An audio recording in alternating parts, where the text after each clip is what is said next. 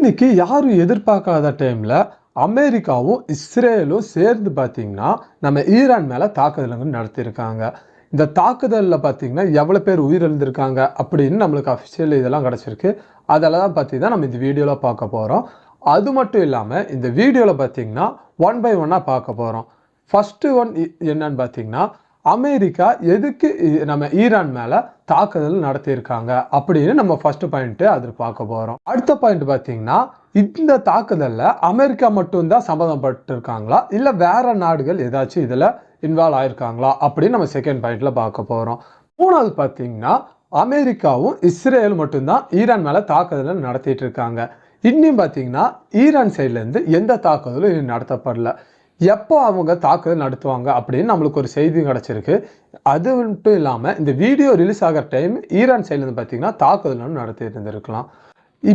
எதனால அவங்க இன்னும் டிலே பண்ணிட்டு இருக்காங்க, ஈரான் சைட்லேருந்து ஏன் இன்னும் தாக்குதல் நடத்தலை அப்படின்னும் நம்ம அடுத்த பாயிண்ட்ல பார்க்க போகிறோம். அதுக்கப்புறம் பார்த்தீங்கன்னா நம்ம இஸ்ரேலாக இருக்கட்டும், இல்லை ஈரானாக இருக்கட்டும், இல்லை சுற்றி இருக்கிற நாடுகளாக இருக்கட்டும், அங்கே வசிக்கிற இந்தியர்களுக்கு பார்த்தீங்கன்னா நம்ம இந்தியா எம்பசியிலேருந்து யார் வீட்டை விட்டு வெளியே வர வேணாம் அப்படின்னு பார்த்தீங்கன்னா அவங்க ஒரு சில அறிவுரைகள் கொடுத்துருக்காங்க. அது என்ன நம்ம லாஸ்ட் பாயிண்ட்டாக பார்க்க போகிறோம். சரிங்களா? சரி வாங்க இப்போ டைம் வேஸ்ட் பண்ணாமல் நம்ம வீடியோக்குள்ளே போகலாம். இந்த வீடியோ பார்த்தீங்கன்னா இன்ட்ரெஸ்டாகவே இருக்கும், அதனால ஸ்கிப் பண்ணாமல் லாஸ்ட் முடியும் பாருங்கள். ஃபர்ஸ்ட் பாயிண்ட், எதுக்கு அமெரிக்கா பார்த்தீங்கன்னா ஈரான் மேலே தாக்குதல் நடத்தணும், அதுவும் பார்த்தீங்கன்னா இஸ்ரேலோட சேர்ந்து எதுக்கு தாக்குதல் நடத்தணும் அப்படின்னு ஃபர்ஸ்ட் பாயிண்ட்ல இப்போ பார்க்கலாம். ஃபர்ஸ்ட் எதுக்கு அவங்க தாக்குதல் நடத்தியிருக்காங்கன்னா அமெரிக்கா வெள்ளை மாளிகையிலேருந்து ஒரு அறிக்கைங்கிறது வெளியிட்டிருக்காங்க. அதில் அவங்க என்ன சொல்லியிருக்காங்கன்னா ஈரானும் அமெரிக்காவும் பார்த்தீங்கன்னா இந்த அணு ஒப்பந்தம் இருக்குல்ல, அணுகுண்டு ஒப்பந்தம், அதை பற்றி நிறைய பேசிட்டு இருந்திருக்காங்க. அது பார்த்தீங்கன்னா அமெரிக்காவுக்கு அவங்க ரெண்டு பேர் பேசினதுல உடன்பாடு எட்டப்படல. அதனால தான் இந்த தாக்குதலை நடத்தியிருக்கோம் அப்படின்னு நம்ம வெள்ளை மாளிகை சைட்லேருந்து பார்த்தீங்கன்னா அவங்க அறிக்கைகளை வெளியிட்டிருக்காங்க. அது மட்டும் இல்லாமல் ரீசெண்டாக நம்ம ஈரானில் பார்த்தீங்கன்னா அவங்க சுப்ரீம் லீடர் இருக்கார்ல, அவரை எதிர்த்து இப்போ அங்கே இருக்கிற விலைவாசிகள், அதுக்கப்புறம் அங்கே பணம் வீக்கம் இதெல்லாம் பார்த்தீங்கன்னா அதிகரிச்சுட்டே இருக்குது அப்படின்னு அங்கே இருக்கிற மக்கள் பார்த்தீங்கன்னா அந்த ஈரான் கவர்மெண்ட்டை எதிர்த்து போராட்டங்களை நிறைய நடத்திட்டு இருந்தாங்க. அதை ஆதரிக்கிற விதமாக இப்போ நம்ம ஈரான் மக்கள் தான் பார்த்தீங்கன்னா அமெரிக்காட்ட ஹெல்ப்னு கேட்டிருக்காங்க. அதனால தான் நம்ம டொனால்ட் ட்ரம்ப் பார்த்தீங்கன்னா அமெரிக்க அதிபர் அவர் பார்த்தீங்கன்னா இந்த தாக்குதலை நடத்தியிருக்காரு அப்படின்னு அந்த டொனால்ட் ட்ரம்ப் பார்த்தீங்கன்னா ஒரு வீடியோ இப்போ ரிலீஸ் பண்ணியிருக்காரு. அந்த வீடியோவில் பார்த்தீங்கன்னா இப்படி சொல்லியிருக்காரு அவர். அடுத்தது பார்த்தீங்கன்னா இப்போ ஈரானில் அணு மின் நிலையம் இருக்கு. அதில் பார்த்தீங்கன்னா அவங்க வெறும் கரண்ட்டை மட்டும் தான் தயாரிக்கிறாங்க அப்படின்னு சொல்லிட்டு அங்கே பார்த்தீங்கன்னா அணுகுண்டுகளை நிறைய தயாரிக்கிறாங்க. ஃபர்ஸ்டே சொன்ன மாதிரி தான் அவங்க அப்படி ஏமாற்றி பார்த்தீங்கன்னா அவங்க அணுகுண்டை நிறைய தயாரிச்சிட்டு இருக்காங்க அப்படின்னு அமெரிக்கா சைட்ல இருந்து தான் இந்த தாக்குதல்கள் நிறைய நடத்திட்டு இருக்காங்க. இந்த ஃபர்ஸ்டே சொல்லியிருந்தேன் தெரியுமா, இந்த அவங்க ரெண்டு பேரும் பேச ஆரம்பிச்சாங்க. அந்த பேச்சில் பார்த்தீங்கன்னா ரெண்டு பேர்த்துக்கும் உடன்பாடுங்கிறது வரல. அதனாலையும் இந்த தாக்குதல் இப்போ நடந்துட்டு இருக்கு அப்படின்னு வெள்ளை மாளிகையிலேருந்து அவங்க ஒரு அறிக்கைங்கிறது வெளியிட்டிருக்காங்க. அடுத்தது பார்த்தீங்கன்னா இப்போ அமெரிக்கா மட்டும்தான் இந்த தாக்குதல் நடத்திட்டு இருக்காங்களா அப்படின்னு கேட்டால் அப்படிங்கன்னு இல்லை. இப்போ இந்த அமெரிக்காவோட சேர்த்து நம்ம இஸ்ரேல் இருக்காங்களே, அந்த நாடும் பார்த்தீங்கன்னா அமெரிக்கா கூட சேர்ந்து நம்ம ஈரானை பார்த்தீங்கன்னா தாக்கிட்டு இருக்காங்கன்னே சொல்லலாம். ஃபர்ஸ்ட் பாயிண்ட்ல சொன்ன மாதிரி தான் அமெரிக்காவுக்கும் ஈரானுக்கும் பார்த்தீங்கன்னா இந்த அணுகுண்டு ஒப்பந்தம் அது பார்த்தீங்கன்னா உடன்பாடு வரலன்னு அவங்க பார்த்தீங்கன்னா அவங்க சைட்லேருந்து தாக்கிட்டு இருக்காங்க. இஸ்ரேல் எதுக்காக தாக்குறாங்கன்னா இப்போ ரீசெண்டாக இப்போ கொஞ்சம் வருஷம் முன்னாடி நடந்து முடிஞ்ச நம்ம காசா போரா இருக்கட்டும், அதில் பார்த்தீங்கன்னா நம்ம ஈரான் பார்த்தீங்கன்னா அவங்களுக்கு சப்போர்ட்டாக வந்திருந்தாங்க. அப்போலேருந்து பார்த்தீங்கன்னா இவங்க ரெண்டு பேர்த்துக்கும் ஒரு வாய்க்காய் தகராறுங்கிறது அப்போலேருந்தே பார்த்தீங்கன்னா நடந்துட்டு இருந்துச்சு. இப்போ அவங்களுக்கு ஈரான் அடிக்கிறது பார்த்தீங்கன்னா ஒரு சான்ஸுங்கிறது கிடைக்கல. இப்போ பார்த்தீங்கன்னா அமெரிக்கா இந்த மாதிரி ஒரு சான்ஸை அவங்களுக்கு ஏற்படுத்தி தந்திருக்காங்க இஸ்ரேலுக்கு. அதனால இஸ்ரேலும் அமெரிக்காவும் சேர்ந்து பார்த்தீங்கன்னா இப்போ ஈரான் மேலே இந்த தாக்குதலுங்கிறது நடத்தியிருக்காங்கன்னே சொல்லலாம். அது மட்டும் இல்லாமல் இஸ்ரேல் பார்த்தீங்கன்னா ரீசெண்டாக அமெரிக்கா கூட சேர்ந்து அவங்க இப்போ பார்த்தீங்கன்னா அமெரிக்கா அவங்க பட பலத்தை ஃபுல்லாக இப்போ இறக்கி தான் பார்த்தீங்கன்னா இந்த தாக்குதலும் நடத்திட்டு இருக்காங்க.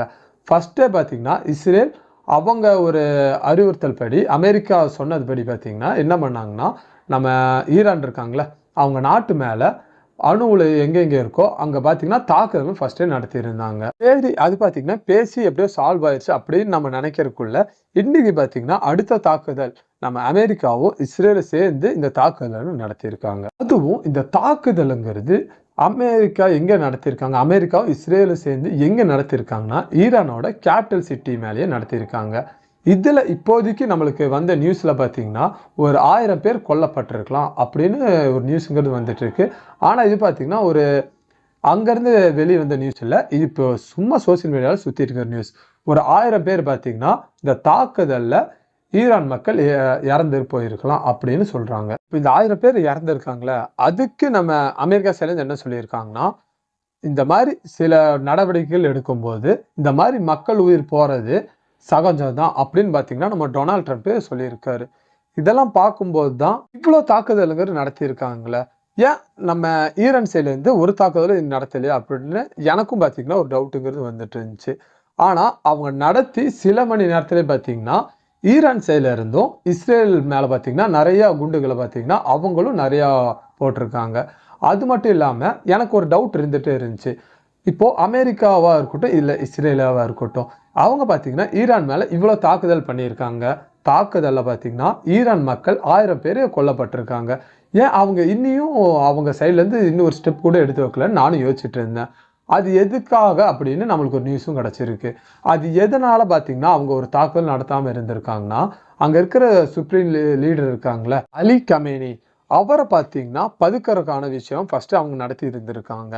அவரை சேஃபாக ஒரு இடத்துல இப்போ பதுக்கி வச்சுருக்காங்க. அவருக்கு பார்த்தீங்கன்னா எந்த ஒரு சம்பவம் நடக்காமல் இருக்கிற மாதிரி ஒரு இடத்துல அவரை சேஃபாக வச்சுருக்காங்க. அது வேற சேஃபாக வைக்கிற முடியும் பார்த்தீங்கன்னா அதனால தான் இவங்க பார்த்தீங்கன்னா பதில் தாக்குதல் இனி நடத்தாமல் இருந்திருக்காங்க.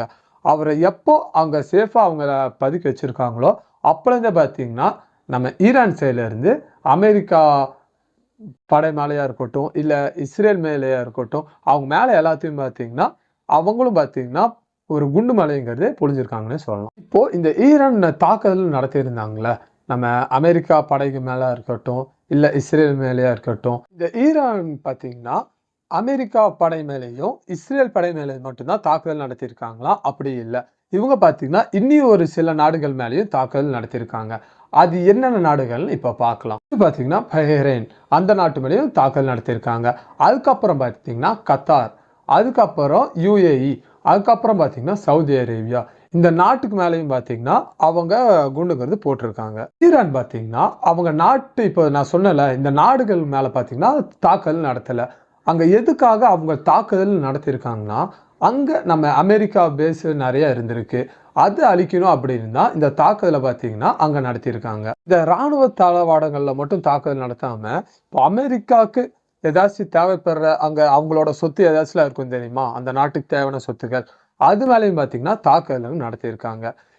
இப்போ நம்ம ஈரான் சைட்லேருந்து என்ன சொல்கிறாங்கன்னா, இப்போ அவங்க பார்த்தீங்கன்னா எங்களை அடிச்சிட்டாங்க, அதனால் இப்போ அவங்க தளவாடங்கள் மேலே பார்த்தீங்கன்னா எல்லா தளவாடங்களும் அழிக்கிற முடியும், நாங்கள் இந்த ஏவுகணைகளை வீசி தாக்குவோம் அப்படின்னு பார்த்தீங்கன்னா ஈரான் சைட்லேருந்து சொல்லியிருக்காங்க. இது மட்டும் இல்லாமல் நம்ம ஈரான் பார்த்தீங்கன்னா இஸ்ரேல் நாட்டு மீது பாலிஸ்டிக் அந்த ஏவுகணையை கொண்டு பார்த்தீங்கன்னா இஸ்ரேல் நகரங்கள் மீது பார்த்தீங்கன்னா தாக்குதலுங்கிறது நடத்த ஆரம்பிச்சிட்டாங்க. இந்த வான்வெளி தாக்குதல்னால இப்போ அங்கே என்ன ஒரு பெரிய அபாயம் நடந்திருக்குன்னா, இப்போதைக்கு அந்த ஏர்ஃபோர்ஸ் அந்த விமானம் பறக்கிறதுக்கு பார்த்தீங்கன்னா நான் சொன்ன நாடுகள் எல்லா நாட்டுகளும் மேலேயும் பார்த்தீங்கன்னா இப்போதைக்கு அவங்க வான்வெளி பார்த்தீங்கன்னா க்ளோஸ் பண்ணி வச்சுருக்காங்க. இந்த தாக்குதலில் கடுப்பான நம்ம டொனால்ட் ட்ரம்ப் இப்போ என்ன ஒரு பெரிய அறிக்கைங்கிறது விட்டுருக்காருன்னா, இப்போ இவங்க தாக்குதல் நடத்துறதுனால ஈரானை பார்த்தீங்கன்னா தாக்கி அழிப்போம் அப்படின்னு பார்த்தீங்கன்னா ஒரு வீடியோ ஷூட் பண்ணி அவங்க பார்த்தீங்கன்னா வெளியிட்டிருக்காங்க.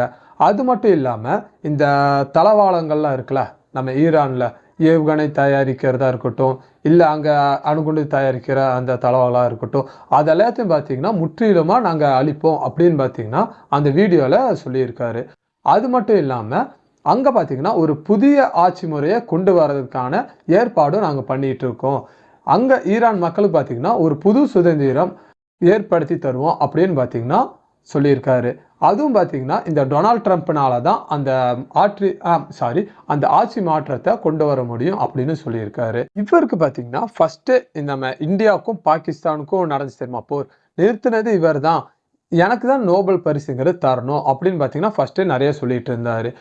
அப்படி சொல்லிட்டு அவர் மட்டும் தான் பார்த்தீங்கன்னா இந்த மாதிரி எனக்கு நான் தான் நிறுத்தினேன் எனக்கு நோபல் பரிசு தரணும்னு அவர் மட்டும்தான் இந்த மாதிரி நிறைய சொல்லிட்டு இருந்தார். அதுவும் இல்லாமல் அவருக்கு பார்த்தீங்கன்னா நோபல் பரிசுங்கிறது கிடைக்கவும் இல்லை. அந்த கடுப்புனாலையும் பார்த்தீங்கன்னா இந்த தாக்குதலை அமெரிக்கா முன்னின்று நடத்தியிருக்கலாம் அப்படின்னு சொல்கிறாங்க. இதெல்லாம் தான் பார்த்தீங்கன்னா இப்போதைக்கு இந்த தாக்குதலை பற்றின இப்போதைக்கு நம்மளுக்கு கிடைச்ச நியூஸ். வேறு ஏதாச்சும் நியூஸ் வந்துச்சுன்னா நாள் பார்த்தீங்கன்னா நான் அப்டேட்டுங்க நிறையா பண்ணுறேன். சரிங்களா? அடுத்தது நம்ம இதை பற்றி பார்க்கலாம். அடுத்தது பார்த்தீங்கன்னா நம்ம இந்தியர்கள் அந்தந்த நாட்டுகளில் நிறையா மாட்டியிருக்காங்களே அவங்களுக்கு பார்த்தீங்கன்னா நம்ம இந்தியா சைடில் இருந்து என்ன சொல்லியிருக்காங்க அப்படின்னு நம்ம பார்க்கலாம். ஃபர்ஸ்ட் ஆஃப் ஆல் இப்போது அந்த நாட்டுக்கு மேலே நிறையா குண்டு ஏவுகணைங்கிறது இப்போ நிறையா போட்டுட்ருக்காங்க. அதனால இந்தியர்கள் யாரும் பார்த்தீங்கன்னா வீட்டை விட்டு வெளியே வர வேணாம் அப்படின்னு சொல்லியிருக்காங்க. அது மட்டும் இல்லாமல் நிறைய அவங்க பார்த்தீங்கன்னா நம்ம இந்தியா சைடில் இருந்து நம்பர்ஸ் பார்த்தீங்கன்னா வெளியிட்டிருக்காங்க. அந்த நம்பர்ஸ்க்கு இப்போ ஏதாச்சும் அங்கே எமர்ஜென்சினா இந்த நம்பருக்கு நீங்கள் கால் பண்ணி எங்கள்கிட்ட பார்த்தீங்கன்னா உதவிங்கிறது கேட்கலாம் அப்படின்னு இந்தியா சைட்லேருந்தும் அவங்க நம்பருங்க வெளியிட்டிருக்காங்க. இப்போ யாராச்சும் இந்த நான் சொன்ன நாடுகளில் இப்போ இந்த வீடியோ பார்த்துட்டு இருக்கீங்கன்னா எல்லாம் பார்த்தீங்கன்னா பத்திரமா சேஃபாக இருங்க. யாரும் வீட்டை விட்டு வெளியே வர வேணாம். இந்த பிரச்சனைங்கிறது பார்த்தீங்கன்னா இப்போ தான் எனக்கு தெரிஞ்சு ஸ்டார்ட் ஆயிருக்குன்னு நான் சொல்லுவேன். ஏன்னா இப்போ தான் பார்த்தீங்கன்னா நம்ம அமெரிக்காவும் இஸ்ரேலும் இப்போது நம்ம ஈரான் மேலே அடிக்க ஆரம்பிச்சிருக்காங்க. இந்த பிரச்சனைங்கிறது பார்த்தீங்கன்னா ஃபஸ்ட்டு நம்ம ஐக்கிய அரேபிய நாடுகள் நிறைய பேர் சேர்ந்து சொல்லியிருக்காங்க. இப்போ நீங்கள் ஈரான் மேலே அடிச்சிங்கன்னா நாங்கள் பார்த்தீங்கன்னா உங்கள் மேலே தாக்குதல் நடத்துறதுக்கு யோசிக்க மாட்டோம் அப்படின்னு. இப்போ இவங்க எல்லாம் சேர்ந்து இப்படி தாக்குதல் நடத்த ஆரம்பித்தா எவ்வளோ பெரிய பிரச்சனை 3ஆம் உலக போர் நடத்த கூட வாய்ப்பு இருக்குதுன்னு நான் நினைக்கிறேன். இனி நம்ம ரஷ்யா இனி சைனா இந்த நாடுகள்லாம் பார்த்தீங்கன்னா இந்த பிரச்சனையில் இன்வால்வ் ஆகலை. எனக்கு தெரிஞ்சு இந்த பிரச்சனையில் பார்த்தீங்கன்னா இந்த நாடுகள்லாம் இன்வால்வ் ஆகிறதுக்கு நிறைய வாய்ப்புங்கிறது இருக்குது. அப்போ பார்த்தீங்கன்னா இந்த பிரச்சனைங்கிறது 3ஆம் உலக போரை நோக்கி போகும்னு நான் நினைக்கிறேன். இப்போ இந்த நாட்டுக்கு மேலே இருக்கிற இந்த நாட்டுக்கு பார்த்தீங்கன்னா இந்த நாட்டுக்கு மேலே இருக்கிற போரில் அங்கே இருக்கிற மக்கள் தான் பார்த்தீங்கன்னா நிறைய பேர் இறந்துட்டு இருக்காங்க. இந்த தாக்குதலில் அங்கே இறந்த அந்த 1000 மக்களுக்கு பார்த்தீங்கன்னா நம்மளால முடிஞ்ச பிரார்த்தனையை நம்ம பண்ணலாம். இனி மக்களை தாக்காம அந்த கவர்மெண்ட் பேசி இதுக்கு பார்த்தீங்கன்னா ஒரு முடிவு எட்டினா நல்லா இருக்கும்னு நான் நினைக்கிறேன். இந்த விஷயத்தை பற்றி உங்களோட கருத்து அப்படி ஏதாச்சும் இருந்துச்சுன்னா அதை பார்த்தீங்கன்னா கீழே இருக்க கமெண்ட்ஸில் கண்டிப்பாக சொல்லிட்டு போங்க. அது மட்டும் இல்லாமல் இந்த வீடியோ பற்றின கருத்து அதுவும் ஏதாச்சும் உங்களுக்கு இருந்துச்சுன்னா அது என்ன அப்படின்னு அதையும் கீழே இருக்க கமெண்ட்ஸில் கண்டிப்பாக சொல்லிட்டு போங்க. அது மட்டும் இல்லாமல் இந்த சேனலை நீங்கள் இப்போ தான் ஃபஸ்ட் டைம் பார்க்குறீங்க அப்படின்னா நம்ம சேனலை சப்ஸ்கிரைப் பண்ணி வச்சுக்கோங்க. இந்த வீடியோ இவ்வளோ நேரம் நீங்கள் பார்த்துருப்பீங்க. இந்த வீடியோ பார்த்ததில் உங்களுக்கு பிடிச்சிருந்தா மட்டும் நம்ம வீடியோவுக்கு ஒரு லைக் பண்ணிடுங்க. சரிங்களா? சரி, உங்களை இன்னொரு வீடியோவில் நான் சந்திக்கிறேன். தேங்க்யூ.